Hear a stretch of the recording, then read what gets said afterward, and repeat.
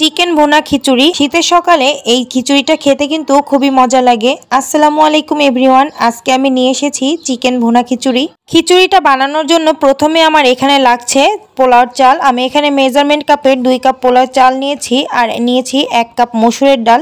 এখানে কিন্তু মুগ ডাল দিয়েও আপনারা করতে পারেন, তো আমি মসুরের ডাল দিয়ে আজকে করে দেখাবো। চাল আর ডালটা খুব ভালোভাবে মিশিয়ে নিয়ে এবারে পানি দিয়ে আমি চাল আর ডালটা খুব ভালোভাবে ধুয়ে নিব। আর লাগছে চিকেন। এখানে আমি 1 কেজি সাইজের একটা চিকেন খুব ভালোভাবে কেটে ধুয়ে পরিষ্কার করে পানি ঝরিয়ে নিয়েছি। রান্নার জন্য একটা পাত্র বসিয়ে নিয়েছি, তাতে আমি পরিমাণ মতো সরিষার তেল দিয়েছি। তেলটা গরম হয়ে আসলে এখানে গোটা গরম মশলার জন্য নিয়েছি 4টা এলাচ, 3 টুকরো দারচিনি আর নিয়েছি 4টা শুকনো মরিচ আর দিয়েছি 2টা তেজপাতা মাঝখান দিয়ে একটু ভেঙে দিয়েছি। গরম মশলাগুলো খুব ভালোভাবে একটু ভেজে নিব।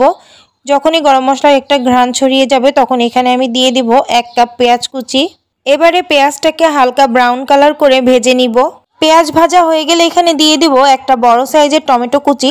টমেটোটাকে খুব ভালোভাবে একটু ভেজে নিতে হবে। যখন টমেটোটা নরম হয়ে আসবে তখন এখানে দিয়ে দিব বাটা মশলা। নিয়েছি 1 টেবিল চামচ রসুন বাটা আর দিয়ে দিব 1 চা চামচ আদা বাটা, 1 চা চামচ জিরা বাটা। বাটা মশলাগুলো খুব ভালোভাবে এবারে একটু কষিয়ে নিচ্ছি। কাঁচা গন্ধটা চলে যাওয়া পর্যন্ত কিন্তু কষিয়ে নেওয়া লাগবে। এখানে এখনো কোনো পানি দিব না, আমি তেলেই খুব ভালোভাবে বাটা মশলাটাকে ভেজে নিচ্ছি।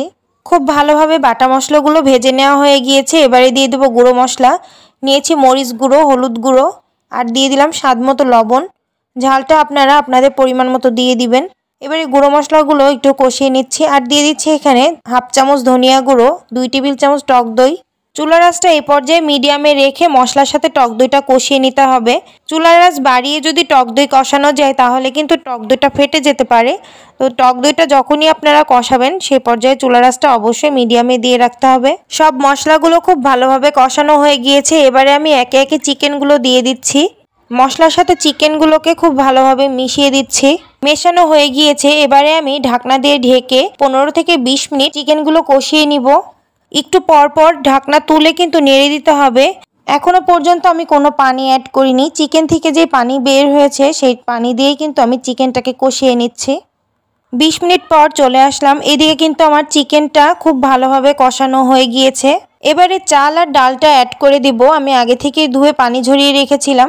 এবারে চিকেনের সাথে চাল আর ডালটা খুব ভালোভাবে ভেজে নিতে হবে। চুলার আঁচটা মিডিয়ামে রেখে 5 থেকে 7 মিনিট ভেজে নিলেই কিন্তু চাল ডালটা খুব সুন্দর ভাজা হয়ে যাবে। সবকিছু খুব ভালোভাবে ভেজে নেওয়া হয়ে গিয়েছে। এবারে পরিমাণ মতো গরম পানি অ্যাড করে দিব। এখানে 2 কাপ চালের জন্য আমি নিয়েছি 4 কাপ পরিমাণ পানি। দিয়ে দিচ্ছি 4টা আস্ত কাঁচা মরিচ আর দিয়ে দিব 1 চা চামচ কেওড়া জল। এবারে সবকিছুকে খুব ভালোভাবে একটু মিশিয়ে দিব। এবারে ঢাকনা দিয়ে ঢেকে রান্না করে নিব পানিটা শুকিয়ে আসা পর্যন্ত। 10 মিনিট পর চলে আসলাম। এদিকে কিন্তু খুব ভালোভাবে পানিটা কিন্তু টেনে এসেছে। এবারে একটু সবকিছু আবারও ভালোভাবে একটু মিশিয়ে দিচ্ছি। চুলার আঁচটা মিডিয়ামে রেখে ঢাকনা দিয়ে ঢেকে আরও 10 মিনিট আমি দমে রেখে দিব। এই 10 মিনিটে কিন্তু খুব ভালোভাবে চালটা সেদ্ধ হয়ে যাবে, রান্নাটাও হয়ে যাবে। তো 10 মিনিট পর চলে আসলাম। পোলাওটা খুব সুন্দর ঝরঝরা হয়েছে, তো আমি পরিবেশন করে দেখাই। তৈরি হয়ে গেল খুব সহজে পোলার চাল দিয়ে চিকেন দিয়ে ভুনা খিচুড়ি। তো এভাবে কিন্তু শীতের সকালে কিংবা দুপুরে খিচুড়ি খেতে কিন্তু খুবই ভালো লাগে। আজকের ভিডিওটা এই পর্যন্তই। সবাই সুস্থ থাকবেন, ভালো থাকবেন। ভিডিওটি যদি ভালো লেগে থাকে অবশ্যই কমেন্ট করে জানাবেন। আল্লাহ হাফেজ।